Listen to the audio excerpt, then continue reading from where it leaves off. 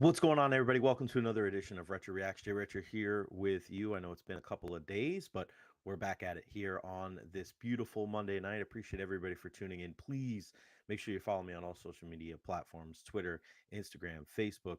I'm broadcasting right here on YouTube. Make sure you like and subscribe. Every subscriber counts, man. Let's get that number way the hell up there. But again, thanks for all the support to everybody out there. Couldn't do this without you. All right, plenty to get into on the show today. We're going to speak about Aaron Rodgers' return to the NFL in the Jets Monday Night Football loss to the San Francisco 49ers. Also, why broadcasting isn't so easy. And I'm going to look at two different examples. One, Tom Brady and his debut for Fox yesterday as the Cleveland Browns took on the Dallas Cowboys, and also Joe Tessitore, his second foray into the Monday Night Raw broadcasting job and what he was able to do tonight in Calgary. We're going to also discuss the absolute perfect tribute to the Gaudreau family from the WWE. They could not have done this any better. And ironically enough, with Johnny Gaudreau and his brother losing their lives, unfortunately, with Johnny and Matthew getting hit by a drunk driver as they were riding their bikes when they were in town for their sister's wedding. Monday Night Raw was in Calgary tonight, and some organizations, if there was something like this, they might try to ignore it, or they maybe slightly mention it. But that's not what the WWE did, and they were very smart in how to utilize who was involved in the broadcast tonight. And I want to highlight and show some love to those people right there. And then also, of course, a full recap of Monday Night Raw there from the Saddle Dome in Calgary. Let's start off with the return from Aaron Rodgers. I want to get to that real quick. Um, don't want to say just get it out of the way because then why the hell we're talking about. But I want to point out one thing to everybody that's joining us right now. And again, follow me on all social media platforms at JRetcher. Like and subscribe on YouTube. If you've never watched on YouTube, go check it out now and subscribe. But Aaron Rodgers returning is good for football. He's one of the all-time greats, and you may not like whether it's his political stance, whether it's going into these darkness retreats in the ayahuasca, or the way he answers questions. But he's one of the best players ever to play football. The way he even you just see him out there now. Look, the touchdown pass that he had Alan Lazard right down the middle of the field. Of course, it was a free play because one of the San Francisco 49ers jumped off sides. It's just nobody does that. Maybe here and there you've seen guys do it, Brady, a Manning, a Breeze, some of those top tier guys, but none with the frequency nor the success of Aaron Rodgers. And he is just an incredible athlete, but also mentally one of the smartest players to ever play in the National Football League. And of course, he wasn't 100% tonight. If you watch that game, he was clearly kind of working his way through everything. And I think the Jets still, have room to grow. They didn't look their sharpest, whether it was offensively or defensively. But you're talking about a San Francisco 49ers team that, that's one of the best teams in all of football. Even without Christian McCaffrey, they are strong on both sides of the line of scrimmage. You're leading the way with Fred Warner on defense. You still have Deebo Samuel and Brandon Ayuk and Brock Purdy on offense. And for all the people that want to take shots at Brock Purdy, listen, the two things I want in a quarterback more than anything are decision making and accuracy. You can go fly a kite with how tall he is and how hard he throws. That doesn't mean anything to me. It helps, of course, but I'd rather have a guy that's 5'11, 6 feet, 6 foot one, that can put a ball on an absolute dime 95% of the time, rather than a guy that's 6'6 that can throw the ball 95 miles an hour that can't hit the broadside of a barn. Keep things in perspective. And that's why you could see a guy like Brock Purdy. He's going to get paid. He is going to get the bag. But you look at Aaron Rodgers. Yeah, he's got a great arm, but it's all about how he feathers the ball in there and the way he makes the guys around him better. You saw it after that first touchdown drive, 12 plays, 75 yards. Him on the sidelines kind of joking with Garrett Wilson. For all those people that made so much of Aaron Rodgers and Garrett Wilson having these spirited discussions in training camp, that's what happens, especially with good players. You are looking and striving for perfection. That's what enabled Aaron Rodgers to get where he's got in his entire career, where he's a first ballot Hall of Famer. And again, you may not like him for a multitude of reasons, but you got to put respect on that dude's name. He's one of the best quarterbacks of all time. And when you're that good, there is a level that you need to get to every single day that you are striving to get to. And it's a never-ending effort. That's greatness. Greatness is never ever giving in, never ever stopping or being complacent or thinking you got it. And I love that Aaron Rodgers is back out there. Again, I'm not a Jets fan. I'm not necessarily, I would say, an Aaron Rodgers fan. I kind of, you know, some of his personal comment, like some of the things he said, that's a little with me. You can't deny what that dude can do on the football field. He can absolutely spin it, and it's a good thing for football if he's in there. More eyes on the product. I say this about anybody. I'm not a big LeBron guy either, but I'll be sad the day that he's not playing anymore. What a career. You want to see these guys. Don't you wish you could see Brady one more time? Don't you wish you could see Montana one more time? I would love to see Marino with these new rules, John Elway with these new passing rules. Peyton Manning sucks the way that he went out, right? Brett Favre, imagine if he was still around. Like, you got to enjoy these guys, man. Enjoy them while they're here because they will not be here forever. All right, let's switch gears a little bit, and I want to talk about broadcasting. And I want to talk about two people. I want to talk about Tom Brady, and I want to talk about Joe Tessitore. Now, we'll start with Tom Brady. Tom Brady made his debut as a color analyst with Kevin Burkhardt in the game on Sunday between the Browns and the Dallas Cowboys. And it was not the cleanest broadcast by any means.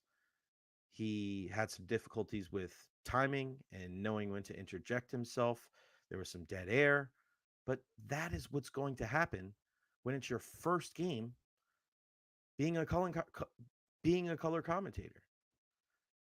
For everybody out there that thinks that Tom Brady was just going to hit the ground running and be fantastic at it, like I think that's a little bit of an unrealistic expectation. And some people are going to say, "Oh, well, Greg Olsen, he replaced him. He was fantastic right from the jump." Was anybody really focused and dialed in and making a big deal about Greg Olsen being, about his first game broadcasting?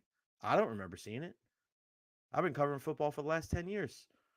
I don't remember anybody putting Greg Olsen's performance under a microscope and saying, "Oh, he was good here. He wasn't." He grew into it.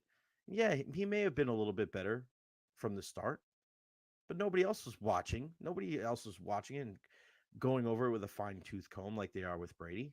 Let's keep that in perspective.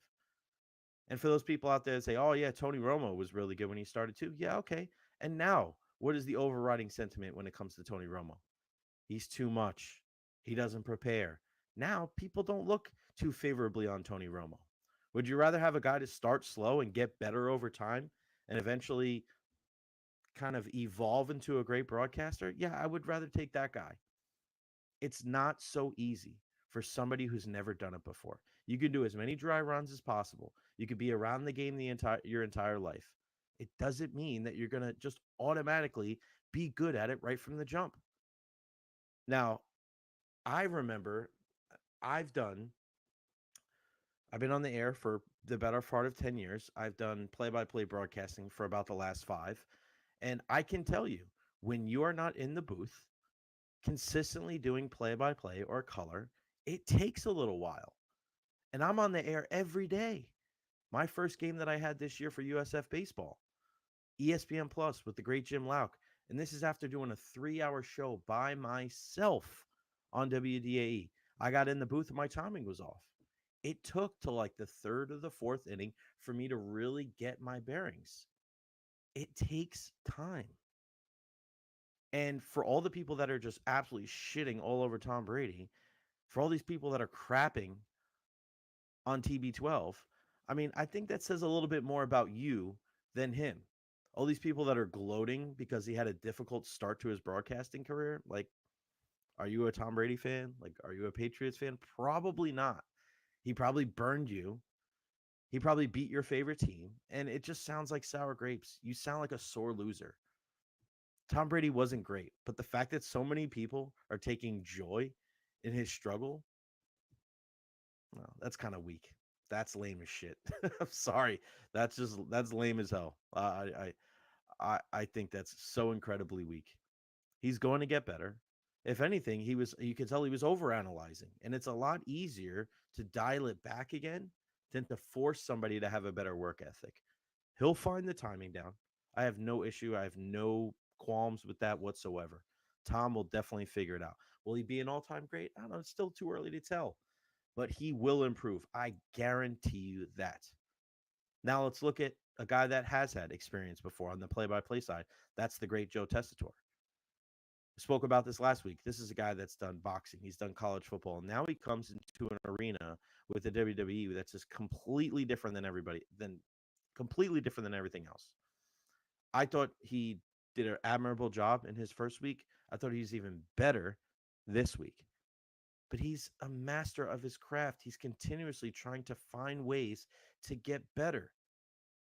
You can tell the way he speaks about the product. This is a WWE fan. This is a wrestling fan. He is going to get it.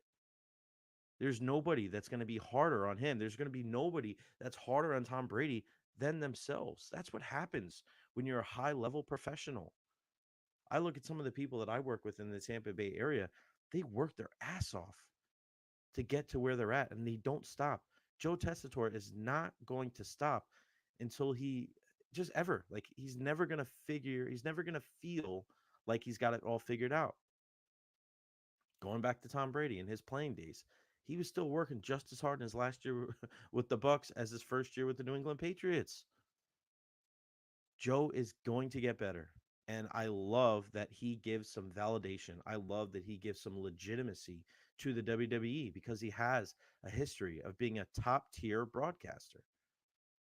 But broadcasting ain't easy, guys. Don't look at a guy that's been doing it forever, that's entering into a new venture, and okay, having a couple of hiccups and thinking that he's not the best man for the job. Let's not look at the greatest quarterback of all time doing something that he's never done before and struggling out of the gates and thinking that he's just got to absolutely suck. That is unfair and unrealistic. If anybody else out there is going to do a job for the first time on a big stage like that and doesn't screw up, like, you're one of the few. You're in the very, very small minority. So pump the brakes on all the hate for Tom Brady and Joe Tessitore. Broadcasting ain't easy. I don't know if they're going to be all-time greats, but I do know that they're going to bust their ass and they're going to improve and they're going to get better every single week. So just take a chill pill, would you?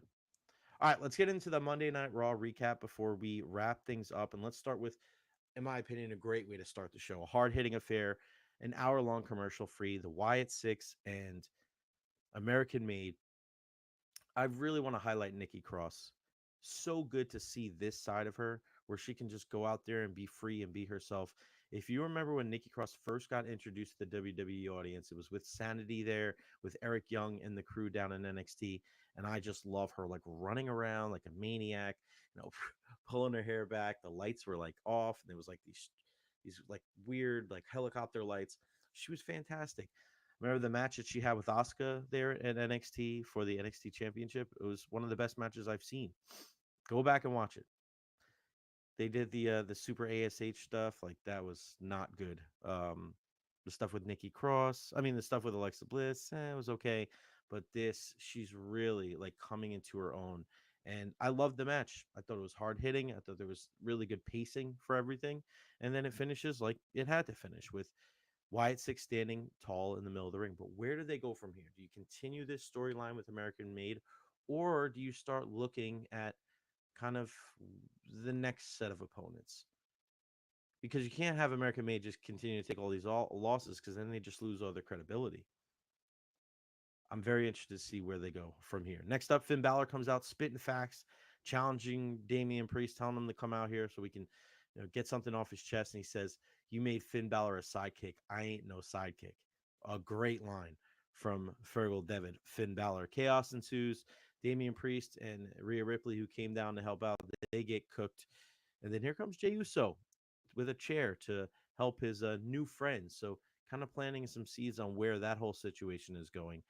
The next up was the tag team title match between Bianca Belair and Jade Cargill against Alba Fire and Isla Dawn. And I was very concerned with where they were going to go the next time they faced off. And it can't just be the same old, same old. It can't just be Bianca Belair going in there, taking a beating, and then all of a sudden, here comes Jade Cargill for the save. Here's the hot tag. That's not what we saw tonight. And I love that maturation in the game. Jade was in there a bunch in the beginning, and then Bianca gets the hot tag, and she proved why she's one of the best in the game. Like her timing is on point. Jade's timing is getting better.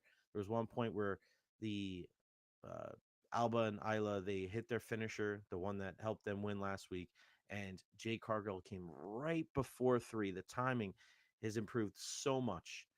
So good for her. And Bianca Belair, she was just on point. Her offense is sick. It's so unique to itself.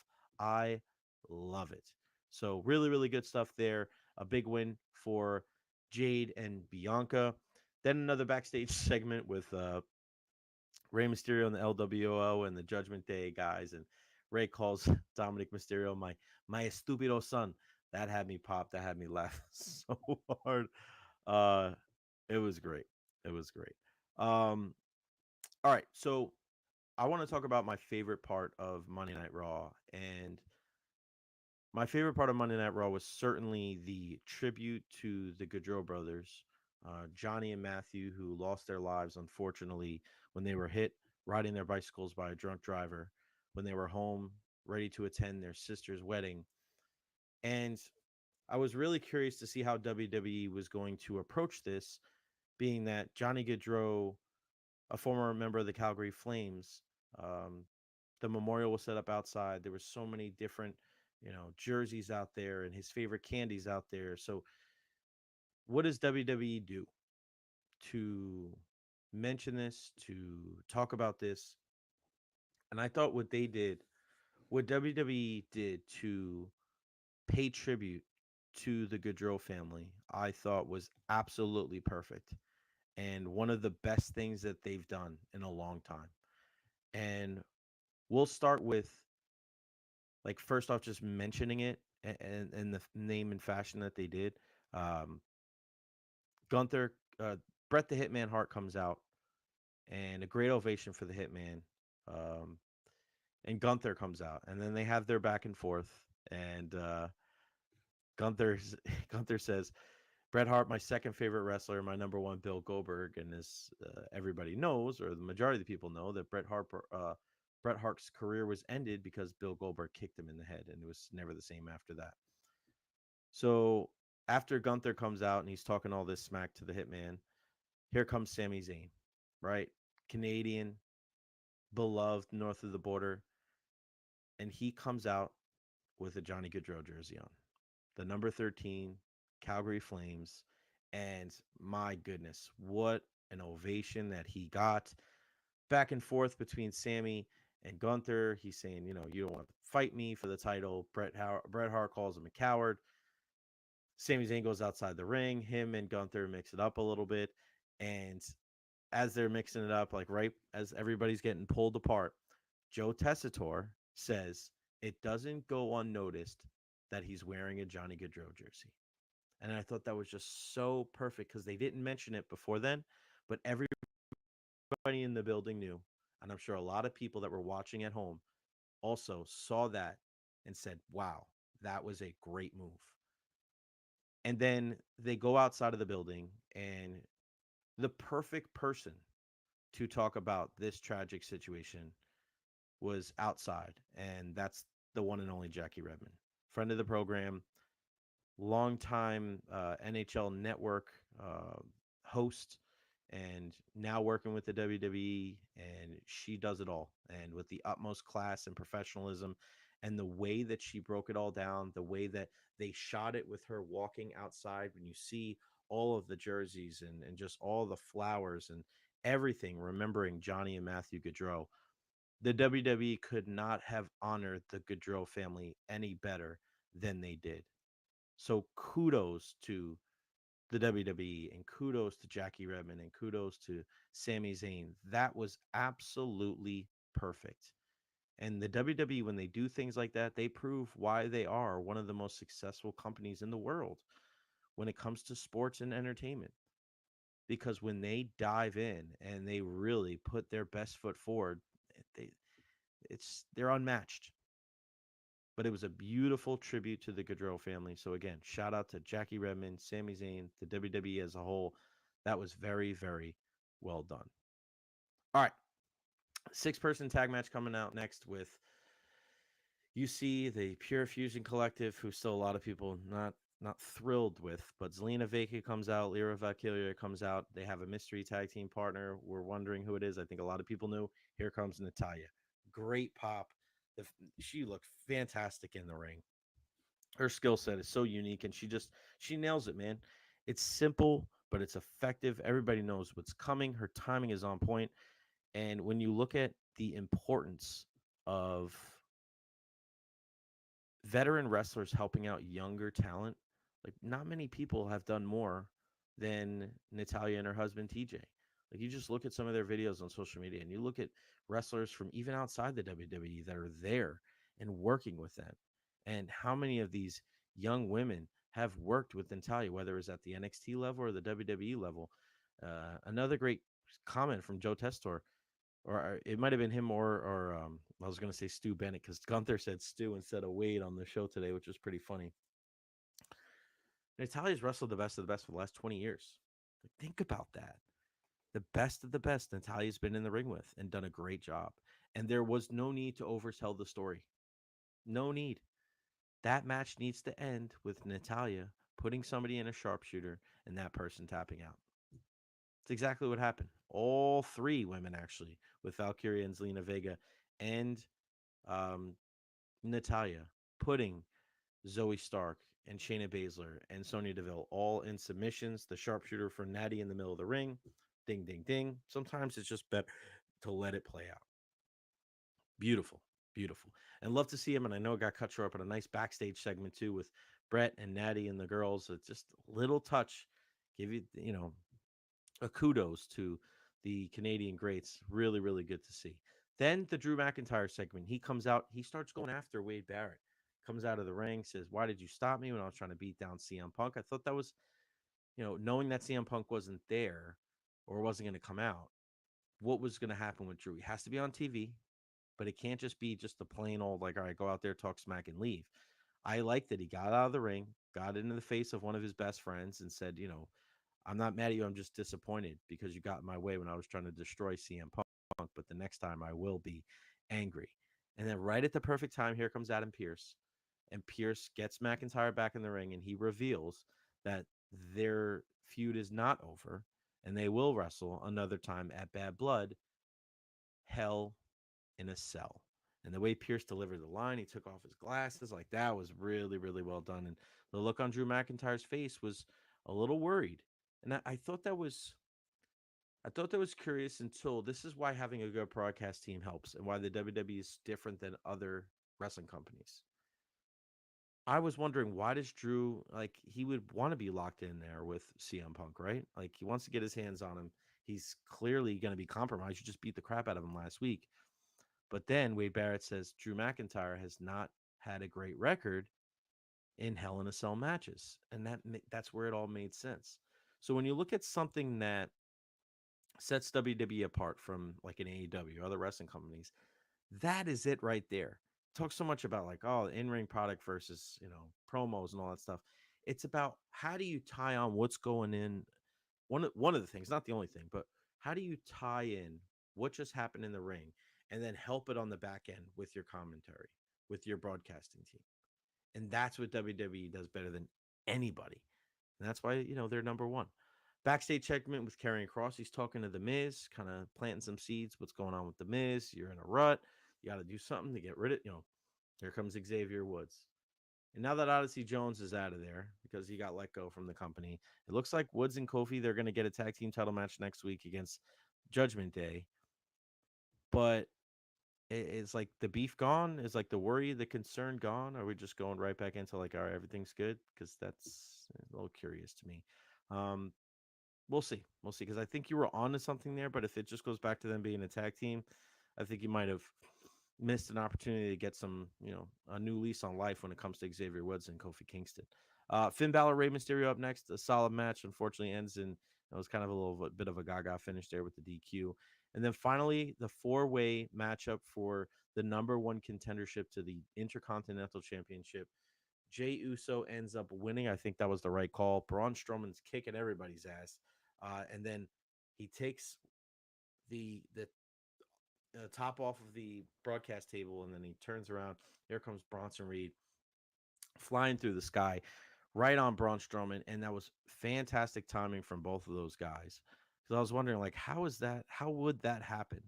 And it just Braun turned right at the right time, and as Bronson jumped on, he kind of jumped up a little bit right through the table.